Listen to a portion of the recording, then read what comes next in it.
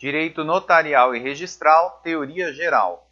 Continuando a falar em relação aos princípios do delegatário, vamos associá-los agora aos impedimentos. Lembrando que nós já falamos do princípio da independência, que é mitigado pelos impedimentos em relação à função. E o impedimento nada mais é do que um obstáculo ao exercício do cargo ou da função relacionado ao titular. No caso da atividade notarial e registral, precisamos ler 3 artigos distintos. O artigo 15, o artigo 20 e o artigo 27 da Lei 8935. E o artigo 15 diz que os concursos serão realizados pelo Poder Judiciário com a participação em todas as suas fases da OAB, do Ministério Público, de um notário e de um registrador. Temos ainda que o concurso será aberto com a publicação de edital, dele constando os critérios de desempate. E ainda que ao concurso público poderão concorrer candidatos não bacharéis em direito que tenham completado até a data da primeira publicação do edital do concurso de provas e títulos 10 anos de exercício em serviço notarial e de registro. O artigo 20 fala que os notários e os oficiais de registro poderão, para o desempenho de suas funções, contratar escreventes, dentre eles escolhendo os substitutos e auxiliares, como empregados com remuneração livremente ajustada e sob o regime da legislação do trabalho, sendo que os substitutos poderão, simultaneamente com o notário ou oficial de registro, praticar todos os atos que lhes sejam próprios, exceto nos tabelionatos de notas, lavrar testamentos. Dentre os substitutos, um deles será designado pelo notário ou oficial de registro para responder pelos respectivos serviços nas ausências e nos impedimentos do titular. Finalmente, o artigo 27 diz que no serviço de que é titular, o notário e o registrador não poderão praticar pessoalmente qualquer ato de seu interesse ou de interesse de seu cônjuge ou de parentes, na linha reta ou na colateral, consanguíneos ou afins até o 3º grau.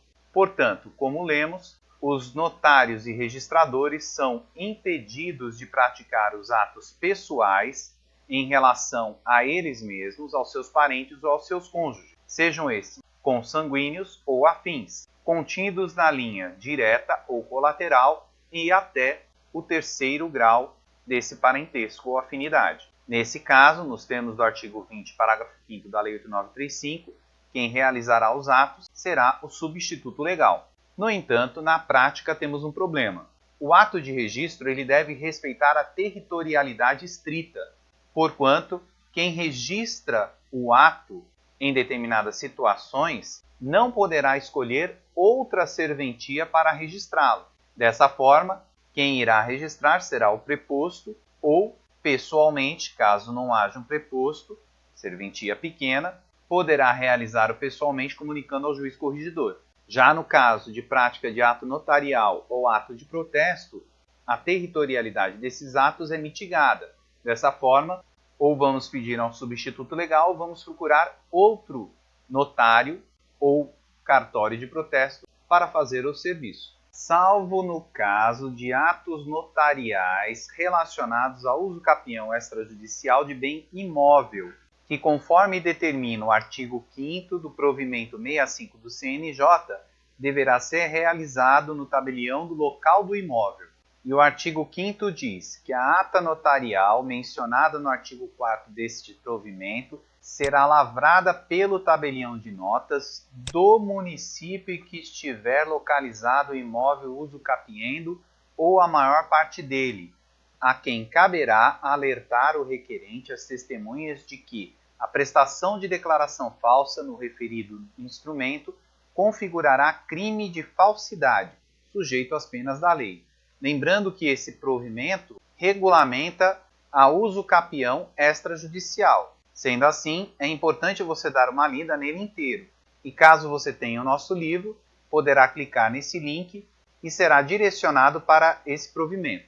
Ainda é importante prestar atenção à situação relacionada à lavratura de testamento, que está regulamentada no artigo 20, parágrafo 4º da Lei 8935, quando fala que os substitutos poderão, simultaneamente com o notário oficial de registro, praticar todos os atos que lhe sejam próprios, exceto, nos tabelionatos de notas, lavrar testamentos. E também regulamentado no artigo 1864, inciso 1 do Código Civil, que informa que são requisitos essenciais do testamento público ser escrito por tabelião ou por seu substituto legal em seu livro de notas, de acordo com as declarações do testador, podendo este servir-se de minuta, notas ou apontamentos. E desses dois artigos surgem correntes distintas relacionadas à lavratura do testamento por substituto legal. Uma primeira corrente diz que somente o tabelião pode lavrar o testamento, nos termos da Lei 6.015.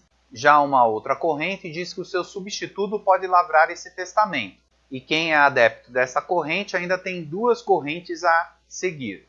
Uma corrente que diz que o substituto poderá lavrar o testamento, mas somente em substituição ao delegatário. E outra corrente que diz que o substituto poderá lavrar o testamento concomitantemente ao delegatário. E para ter noção de como isso fica em cada estado, nós colacionamos algumas legislações dos estados que estamos estudando, lembrando que você precisará verificar a legislação do seu estado, em especial o Código de Normas. E no estado de São Paulo, capítulo 14, seção 1, no artigo 6.1 das normas da Corregedoria, determina que os substitutos podem fazer todos os atos de forma concomitante, inclusive os testamentos. No estado do Paraná, o artigo 660 das normas da Corregedoria remete ao artigo 1864, inciso 1 do Código Civil. Já no Rio de Janeiro, o artigo 214, parágrafo 2º das normas da Corregedoria também remete para o artigo 1864, inciso 1 do Código Civil. No entanto, ele faz menção de somente autorizar o substituto legal. Já em Santa Catarina, ele não faz menção em relação a este quesito.